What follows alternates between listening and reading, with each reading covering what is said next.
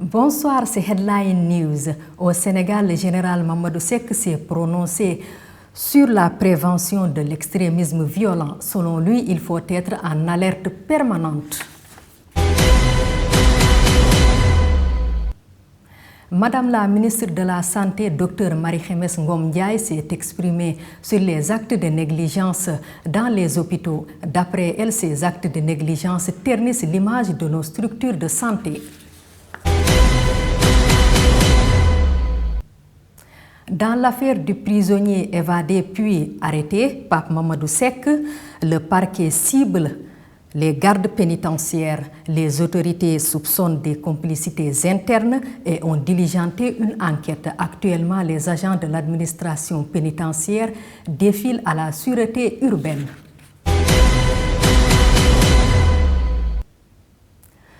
Au Nigeria, un groupe appelé Solar Sister aide les femmes nigérianes et les filles à accéder à l'énergie et à devenir financièrement indépendantes.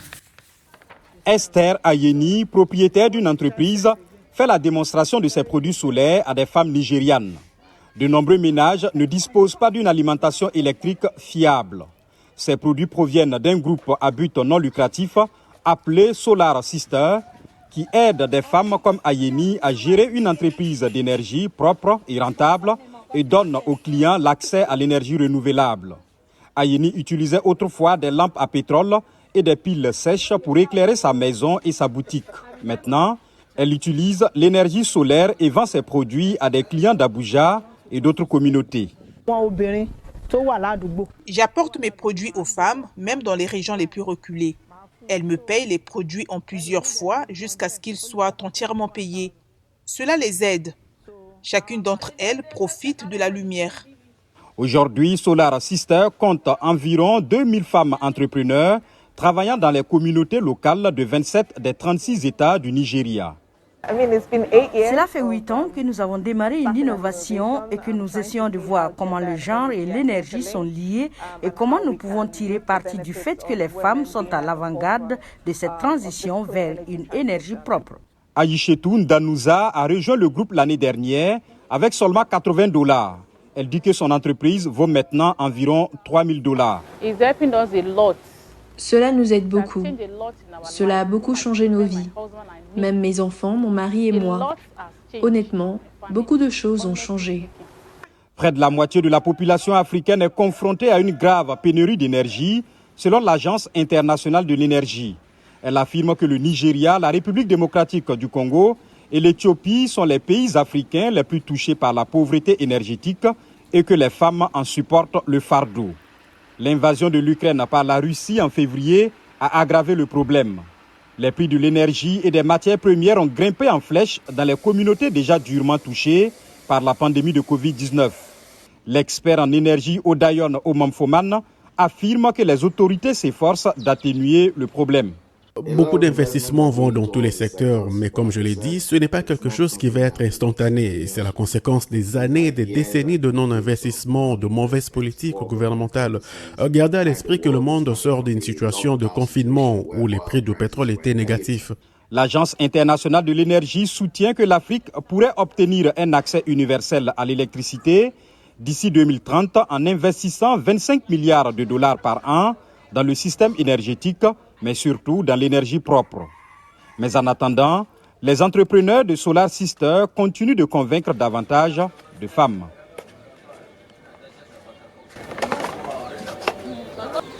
À Kinshasa, en République démocratique du Congo, s'est tenue lundi dernier la 21e session ordinaire de la conférence des chefs d'État et de gouvernement de la communauté économique des États de l'Afrique centrale. La question sécuritaire était au centre des débats.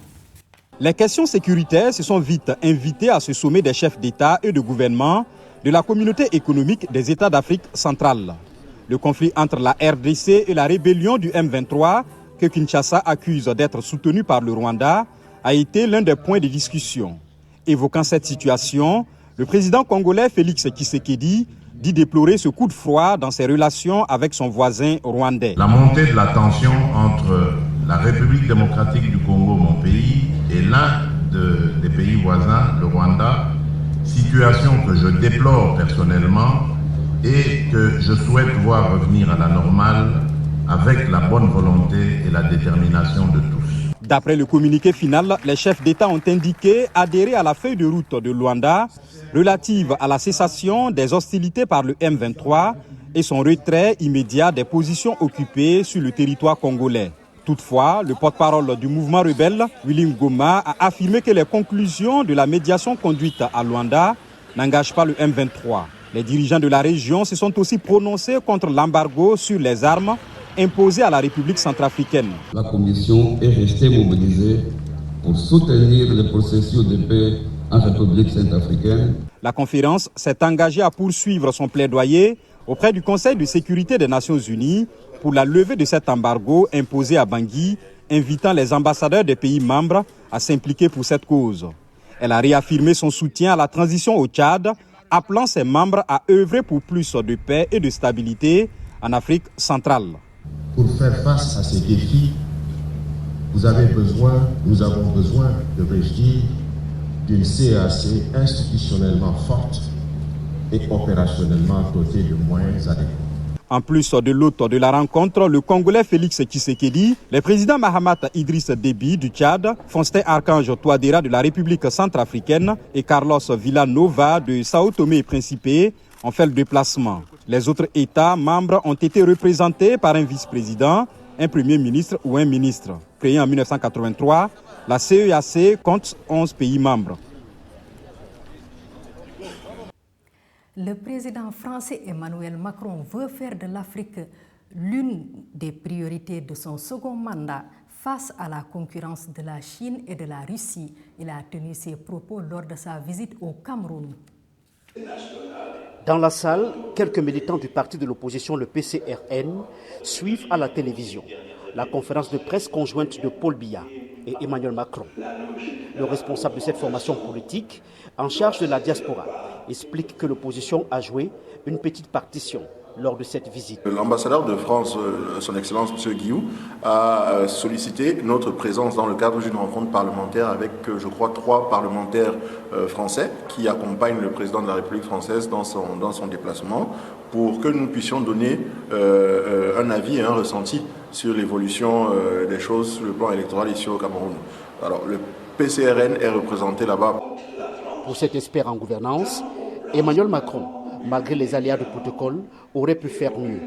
Si la France coopère avec le Cameroun, je pense que c'est nécessaire pour elle d'avoir tous les sons de cloche, d'avoir une idée plus élargie, une idée diversifiée de la réalité, de la philosophie même du Cameroun. Néanmoins, Paul Biya et Emmanuel Macron ont abordé des questions d'actualité en Afrique, à l'instar de la présence russe sur le continent. Cette présence russe, hybride, qui passe par la désinformation, par les milices, par de nouvelles formes que j'ai du mal à qualifier de coopération, mais donc de complicité avec des pouvoirs politiques affaiblis, voire totalement illégitimes quand ce sont des juntes militaires, est une préoccupation. Et je pense que c'est d'abord une préoccupation pour le continent africain.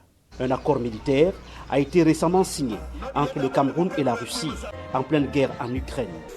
S'agissant de la relation avec la Russie, elle est ancienne et nous avons signé avec ce pays un accord de coopération qui était venu à expiration.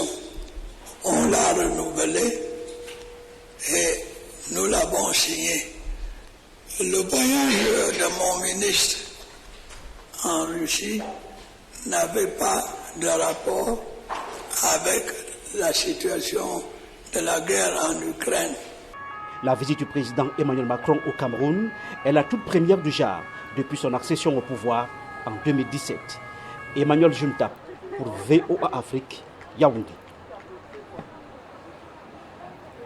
Headline News, c'est fini. Restez sur BNews International. L'info y est continue. Bonsoir.